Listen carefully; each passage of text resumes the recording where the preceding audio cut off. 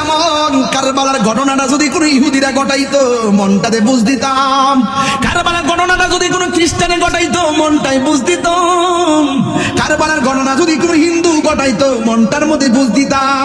আরে কারবালাটা ঘটাইছে দাড়িওয়ালা, টুপিওয়ালা, ফাগরিওয়ালা, ফুরাতের পানি দিয়া উজু করিন নাওয়ালা, আর জামাতের সাথে নামাজ পড়িন নাওয়ালা। আরে দুঃখটা রাখতাম কর, আমরা মুসলমানদের অত পতন আসছে একমাত্র নিজের মাথায় নিজে কুড়াল মারছি। কথা গন্না ঠিক না বেঠে? শহর মানুষ একটা ডাক দিয়া বলে, স্বামী গ, ওরা ডাক দিয়া ওরা আমরা দাওয়াত করে আনছে, এইভাবে কেন ধুলা উড়াইয়া উড়াইয়া তারা আসতেছে আমাদের দিকে।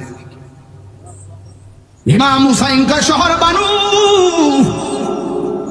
নামাজ যেমন ফরজ পর্দাও তেমন ফরজ, তাদের সামনে তুমি থাকতে পারবে না, তলোয়ারটা দাও, খেজুর ডাল